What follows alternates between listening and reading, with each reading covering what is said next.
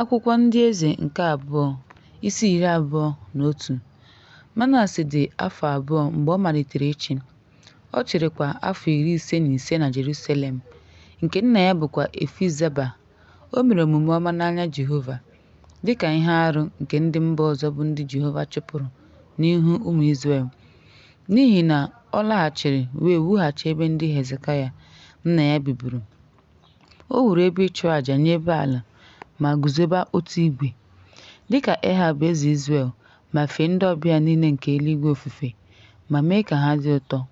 O wuru ebe ịchụ àjà n'ime Jehova. Mwute Jerusalem agaghị etinye ala n'ime kpakpando, n'ihi na ụlọ eziokwu nke Jehova. O wee jiri ọkụ mee ihe, meekwa ihe gbasara amoosu na ịgba afa.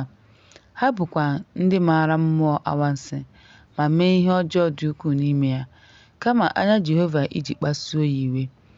Ọ dị ka o tinyere onyinyo nke otu a n'ụlọ ahụ nke eze David na nwa ya nwoke họrọ n'ụlọ a na Jerusalem, nke ebo niile nke ụwa aghaghị ewepụta aha m ọzọ.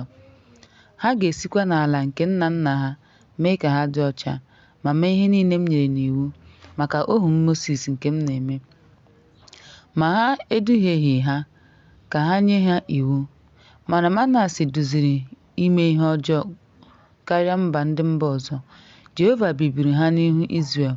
Ya mere, site n'aka ndị ụmụ Jehova kwuru site n'ọnụ ndị ohu ya ndị amụma ya, sị, n'ihi na Manase eze Juda emeela ihe arụ dị otu a. O mekwara ihe ọjọọ karịa ndị niile mere ndị Amọrait, ndị buru ya ụzọ. O mekwara ka Luda mehie site n'ife arụsị ya.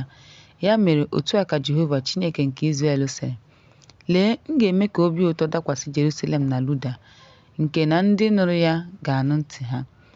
M ga-agbasakwa eriri Samaria na ntọala ụlọ Ehab site na Jerusalem.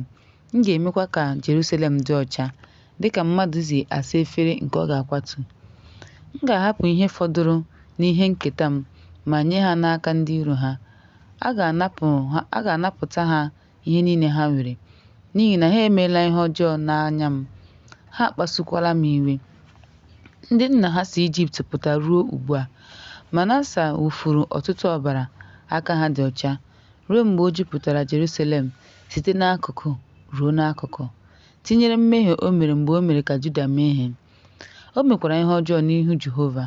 Ihe ndị ọzọ Manase mere, ihe niile o mere na mmehie o mere, ọ bụghị n'akwụkwọ nke ihe ndị mere n'oge ndị eze Luda. Manase na nna ya dinara n'ụra, wee lie ya n'ubi nke ụlọ ha, ya bụ ogige Viza. Nwa ya nwoke bụ Amọn wee chịa n'ọnọdụ ya. Amọn dị afọ 22 mgbe ọ malitere ịchị. Aha nne ya bụkwa Meshulemmet. Ọ chịrị afọ 2 na Jerusalem. Ada ya bụ Haroz nke Jotba. O mere omume dị mma n'ihu Jehova, dịka nna ya bụ Manase, n'ihi na o jiri ije n'ụzọ niile nna ya jiri. O jikwa arụsị nke nna ya ji mee ihe, fee ha ofufe. Ọ hapụrụ Jehova bụ Chineke nna ya. O jeghịkwa ije n'ụzọ Jehova. Ndị ohu Amọn gbara izu megide ya, wee gbuo ezinụlọ ya. Ndị ala ahụ gburu ndị niile gbara izu megide eze Amọn. Ndị mmadụ wee mee Lozaya nwa ya eze n'ezinụlọ ya. Ihe ndị ọzọ mere Amọn nke o mere abụghị n'akwụkwọ nke ndị ihe mere, eme ka ndị eze Luda. Ha wee lie ya n'ogige ya bụ Viza. Lozaya nwa ya wee chịa n'ụlọ ya.